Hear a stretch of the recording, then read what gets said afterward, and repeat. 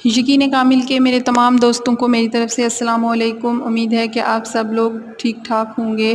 میں اللہ تعالیٰ سے دعا کرتی ہوں کہ اللہ تعالیٰ آپ کو بہت خوش رکھے، آباد رکھے اور آپ سب پر اپنی خاص رحمت کرے، اپنی رحمتیں آپ پر بارش کی طرح برسائے۔ دوستو، آج میں آپ کے ساتھ ایک بہت ہی آزمودہ وظیفہ شیئر کرنے جا رہی ہوں۔ یہ وظیفہ، یہ عمل بہت آسان ہے، لیکن اس کے فوائد، اس کی برکات بہت ہی زیادہ ہیں۔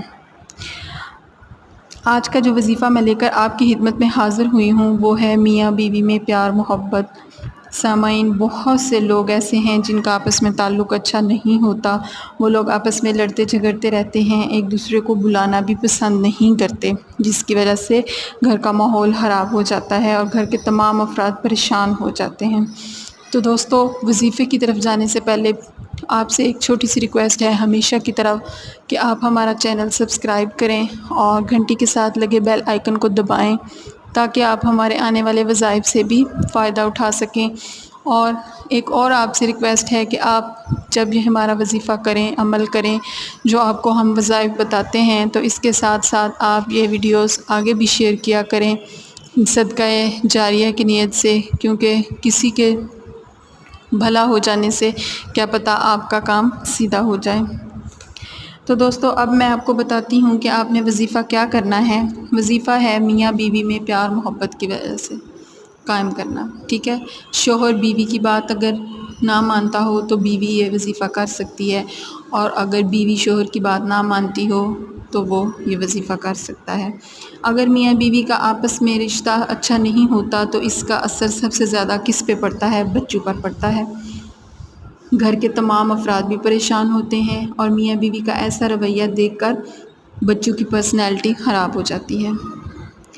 گھر میں پیار محبت نہ ہو تو بے سکونی جگہ اس کی لے لیتی ہے۔ بچوں کی نظر میں والدین کی عزت بالکل ختم ہو جاتی ہے، ان کے دل سے والدین کا ڈر بالکل ختم ہو جاتا ہے، اور حالات دن بدن بگڑنا شروع ہو جاتے ہیں۔ وجہ کیا ہوتی ہے؟ صرف میاں بیوی کی آپس میں نہیں بنتی۔ وجہ صرف یہی ہوتی ہے کہ میاں بیوی کا رشتہ درست نہیں ہے۔ مرد کی لاپرواہی دوستوں عورت کو کھا جاتی ہے، اندر ہی اندر وہ اس پر کڑتی رہتی ہے۔ تو آج جو یہ میں وظیفہ لے کے آئی ہوں، یہ وہ ہر بیوی کر سکتی ہے جس کی اس کے ہسبینڈ کے ساتھ نہیں بنتی۔ جو وظیفہ میں آپ کو بتا رہی ہوں، اس سے میاں بیوی میں ایسا تعلق، ایسا پیار قائم ہوتا ہے کہ دونوں ایک دوسرے کے بغیر ایک منٹ بھی نہیں رہ سکتے۔ اگر ان کے درمیان کوئی غلط فہمی ہو گئی ہے تو اس سے وہ بھی ٹھیک ہو جائے گی۔ اس کی اتنی برکات ہیں، اس وظیفے کے اتنے فائدے ہیں۔ تو اب آپ اس وظیفے کے عمل کو غور سے سن لیں۔ آپ نے اس کو کیسے کرنا ہے؟ آپ اس وظیفے کو کریں گے اور اس کے معجزات خود اپنی آنکھوں سے ہوتے ہوئے دیکھیں گے۔ اس کے اتنے معجزات ہیں۔ جس بندے نے آج تک یہ وظیفہ کیا ہے وہ اس کے کمالات آج تک دیکھ رہا ہے۔ آپ بھی اپنی آنکھوں سے یقیناً دیکھیں گے اور ہمیں بتائیں گے کمنٹ کر کے۔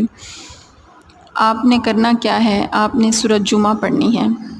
قرآن پاک کی یہ سورہ ہے، سورۃ جمعہ۔ آپ کو یہ قرآن پاک کے 28ویں پارے میں مل جائے گی، سورۃ جمعہ۔ آپ نے اس کو پڑھنا ہے۔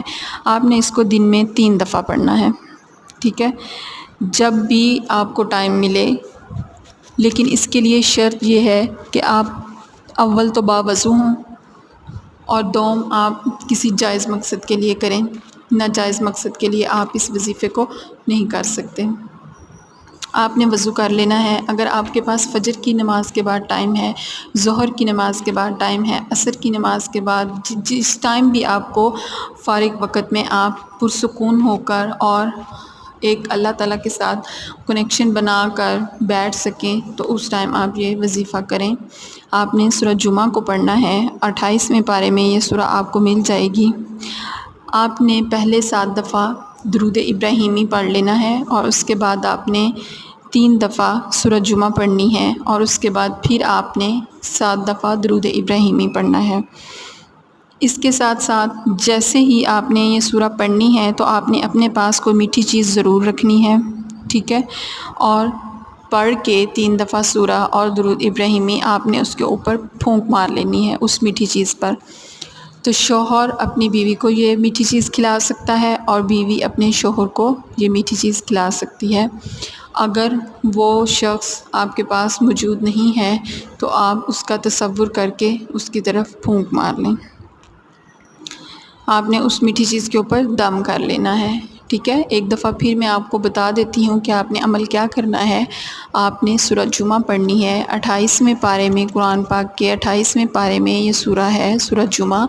آپ نے باوضو ہو کر 7 دفعہ درود ابراہیمی پڑھنا ہے اور اس کے بعد 3 دفعہ سورہ جمعہ پڑھنا ہے، اور اس کے بعد پھر آپ نے 7 دفعہ درود ابراہیمی پڑھ کے اپنے پاس کوئی میٹھی چیز رکھنی ہے اور اس پر دم کر لینا ہے، اور وہ دم کی ہوئی چیز آپ نے اپنے شریک حیات کو کھلانی ہے۔